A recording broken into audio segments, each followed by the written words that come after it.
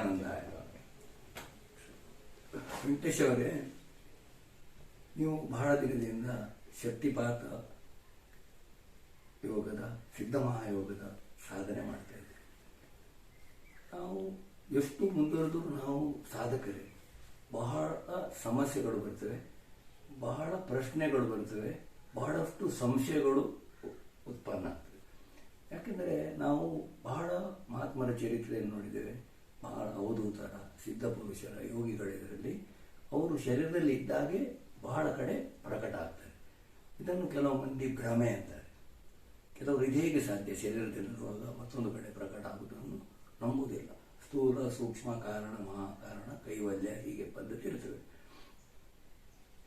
ನಾನು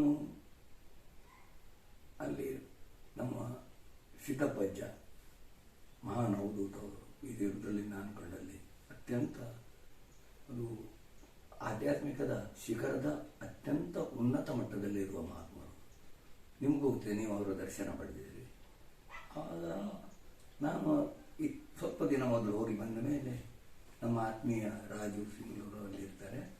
ಅವರು ಫೋನ್ ಮಾಡಿ ಹೇಳಿದರು, ಆಗಾಗ ಫೋನ್ ಮಾಡಿ ಅಜ್ಜ ಹೇಳ್ತಾ ಇದ್ದಾರೆ, ನಾನು ಅಲ್ಲೇ ನಿಮ್ಮ ಜೊತೆಗಿದ್ದೇನೆ, ಯಾವಾಗಲೂ ಅಲ್ಲೇ ಇದ್ದುಕೊಂಡು ಬೇವಿನಕೊಪ್ಪದಲ್ಲೇ ಇರ್ತೇನೆ ಅಂತ.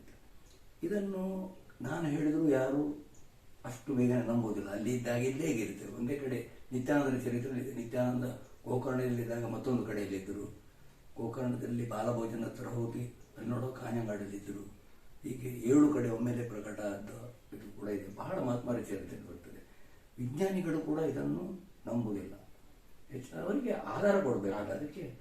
ಆದರೆ ಅಲ್ಲಿಂದ ನಮ್ಮ ಜೊತೆ ಇದ್ದಾರೆ. ಬಹಳ ಸಾರಿ ಹೇಳ್ತಾರೆ, ನಾನು ಬೇವಿನಕೊಪ್ಪದಲ್ಲಿ ಇರ್ತೇನೆ, ಅದು ಸಿದ್ಧ ಭೂಮಿ, ಅಲ್ಲಿ ಇರ್ತೇನೆ, ಇಲ್ಲಿ ಇರ್ತೇನೆ ಅಂತ ಅವರು ಅಂತ ಹೇಳುವಾಗ ಈ ಘಟನೆ ಹೇಳಿದ ತಕ್ಷಣ ತಮ್ಮ ಮೊಬೈಲಲ್ಲಿ ಫೋನ್ ಮಾಡಿತು, ನನಗೊಂದು ಘಟನೆ ಹೀಗಾಯಿತು, ನಾನು ಬೇವಿನಕೊಪ್ಪದಲ್ಲಿ ಸಿದ್ದಪ್ಪಾಜಿಯನ್ನು ನಿಮ್ಮನ್ನು ನೋಡಿದ್ದೇವೆ ಅಂತ.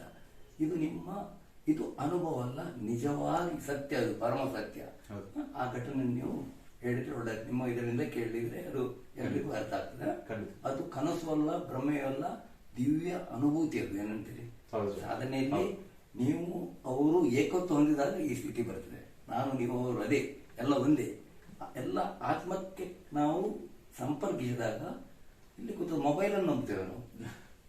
ಆಮೇಲೆ ವೈರಸ್ ಬರೋದನ್ನು ನಂಬ್ತೇವೆ. ಸೂಕ್ಷ್ಮ ಶರೀರದಲ್ಲಿ ಗುರು ಬರ್ತಾನೆ ಅಂದ್ರೆ ಅದಕ್ಕೆ ನಮಗೆ ಸಂಶಯ ಮಾಡಬೇಕು. ಕಾರಣ ಅಂದ್ರೆ ಇದರ ಬಗ್ಗೆ ಸಾಧನೆಯಲ್ಲಿ ನೀವು ಅತ್ಯಂತ ಉನ್ನತ ಮಟ್ಟಕ್ಕೆ ಹೋದಾಗ, ಅನಾಥ ಚಕ್ರ ದಾಟಿ ಮೇಲೆ ಹೋದಾಗ ಇದು ಬೇಗ ಆಗ್ತದೆ.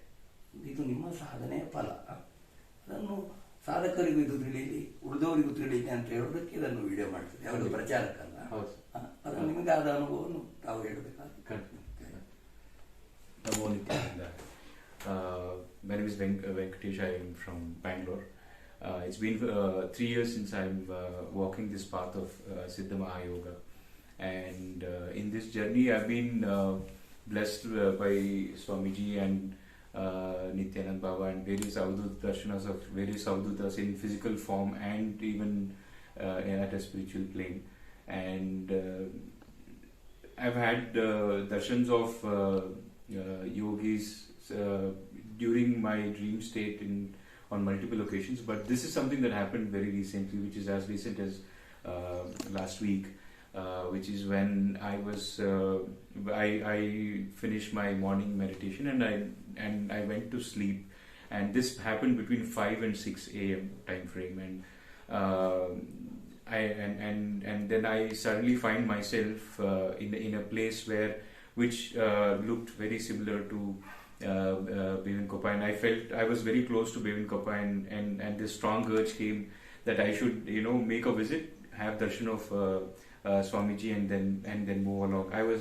I was carrying few bags and I was on my way somewhere, but I don't know where. But I was around Bevinkoppa, so I moved towards Bevinkoppa ashram, and I happened to see a lot of people gathered at ashram. There was a lot of commotion, and I learned Siddhapaji has come to the ashram, and everybody were chanting some sort of mantras, and that thing was going on. There were a lot of people who had gathered, and I came close with a desire to get the blessings of Siddhapaji, And as I came close through the people, I saw a glass room, a room made of glass, and I could see few inmates of ashram, and Swamiji was sitting next to Swamiji.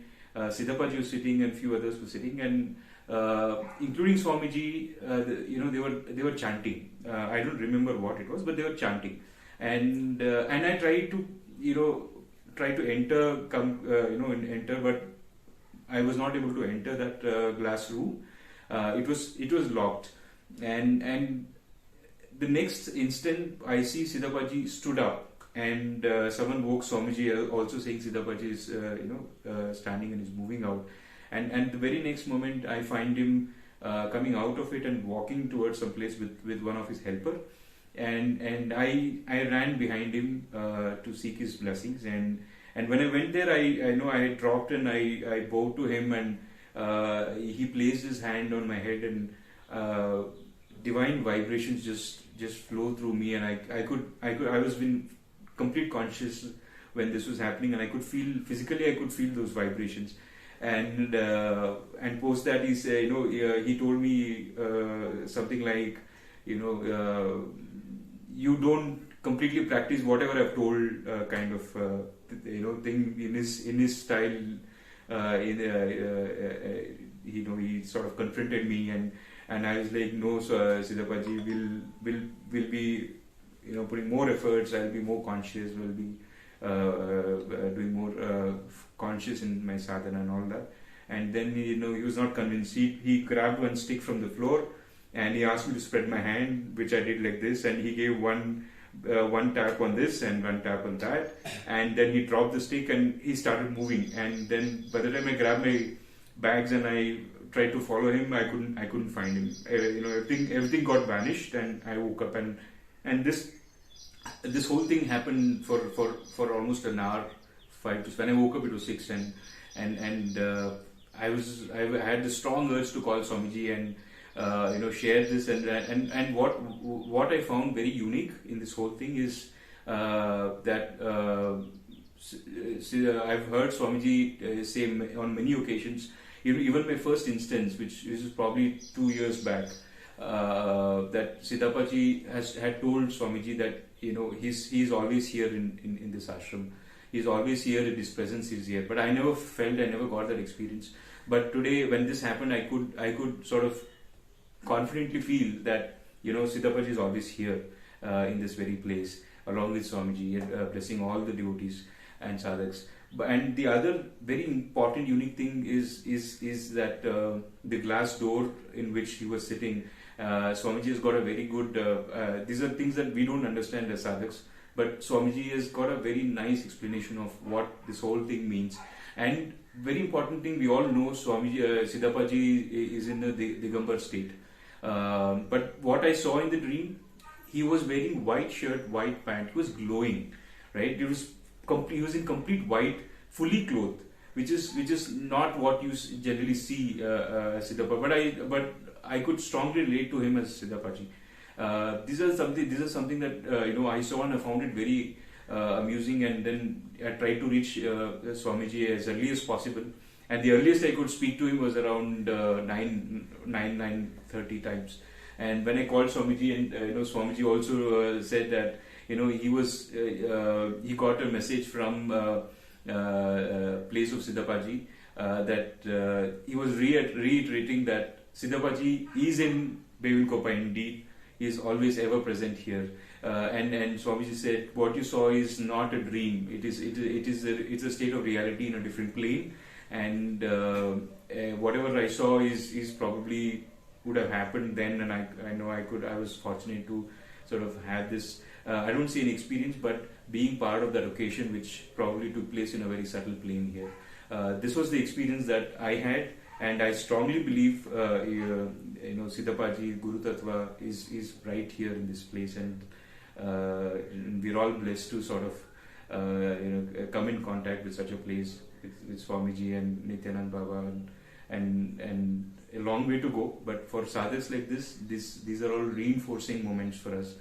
To focus on sadhana, to understand the larger aspects of life and all of that. this is what I wanted to share. So this is what as a dream that I had got, and you sort of gave me an explanation of what it is and stuff. Jai Gurudev, Namo Nityananda. ವೆಂಕಟೇಶ್ವರಿಗಾಗಿದ್ದು ಅದು ಕನಸಲ್ಲ.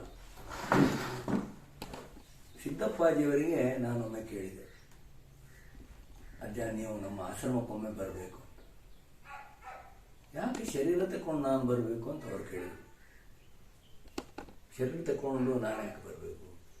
ನೋಡು, ನಿರ್ಮಲ ಮನ, ನಿಶ್ಚಲ ಮನ, ಶುದ್ಧ ಭಾವನೆ ನಿತ್ಯಾನಂದ ಸ್ವಾಮಿ ಹೇಳ್ತಿದ್ರು. ಯಾಕಂದರೆ ಕಾಯಿನಾಗೆ ಸ್ವಚ್ಛ ಇರಬೇಕು, ಅಲ್ಲಿ ನಾನು ಪ್ರಕಟ ಆಗ್ತೇನೆ.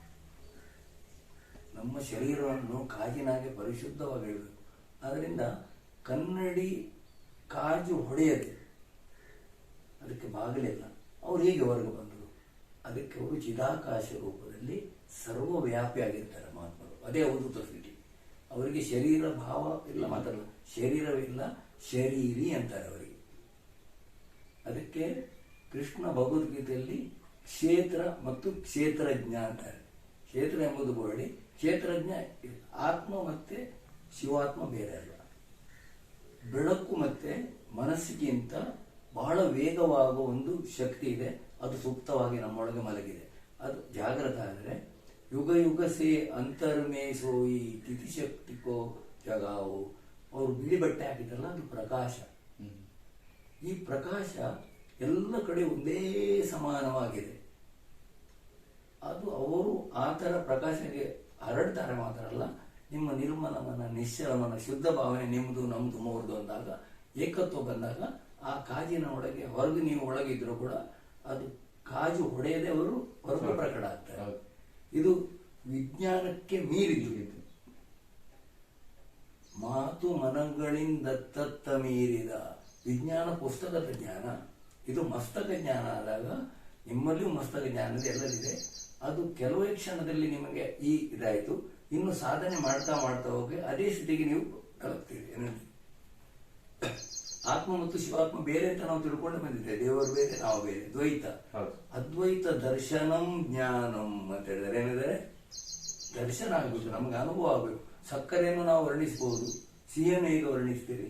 ಈಗ ನಿಮಗಾದ ಅನುಭವ, ನಮಗಾದ ಅನುಭವ ಅವರಲ್ಲಿ ಹೇಳಿದಕ್ಕೂ ನಿಮ್ಮ ಮೂಲಕ ಅದನ್ನು ತೋರಿಸಿಕೊಟ್ರು. ಹೇಗೆ? ಅದ್ವೈತ ದರ್ಶನದ ಮೂಲಕ ಅದನ್ನು ಅವರು ಆಧಾರ ಸಮೇತ ಮಾಡಿಕೊಟ್ರು. ಇದು ಉಳಿದ ಸಾಧಕರಿಗೆ ಒಂದು ದೊಡ್ಡ ಪಾಠ. ಏನಂತೀರಿ? ಇದೇ ಜ್ಞಾನ. ಏನಂತೀರಿ? ಅದ್ವೈತ ದರ್ಶನಂ ಜ್ಞಾನಂ ಶ್ರವಣ ಮನನ ನಿಧಿಧ್ಯಾಸ. ಶರಣರು ಅರಿತು ನುರಿತು ಬೆರೆತು ಅಂತ ಹೇಳಿದ್ದಾರೆ. ಏನಂತೀರಿ? ಅದೇ. ಅದನ್ನು ಸರಳವಾಗಿ ಕನ್ನಡದಲ್ಲಿ ಹೇಳಿದ್ದಾರೆ. ಇನ್ನೂ ಹೆಚ್ಚಿನ ಅನುಭೂತಿ ಆಗ್ತದೆ ನಿಮಗೆ. ಇದಕ್ಕೆಲ್ಲ ಕಾರಣ ನಿತ್ಯಾನಂದ. ನಿತ್ಯಾನಂದ ಭಗವಾನ್ ಶಾಶ್ವತ ಆನಂದ ಪರಮಾತ್ಮ.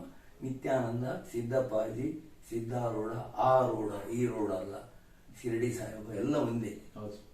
ಬೇರೆ ಬೇರೆ ಕಂಪನಿಯ ರೇಡಿಯೋಗಳು ಒಳಗಿನ ಹಾಡು ಒಂದೇ ಕೇಳುದು. ಆದ್ದರಿಂದ ನೀವೆಲ್ಲ ರೇಡಿಯೋ, ನಮ್ಮನ್ನು ರೇಡಿಯೋಕ್ಕೆ ಹಾರಾಗ್ತೀರಿ ಅಲ್ಲ, ಹಾಡಿದವನಿಗೆ ಹಾಕ್ಬೇಕು. ಹಾಡಿದವ ಯಾರು? ಸಿದ್ದಪ್ಪಾಜಿ.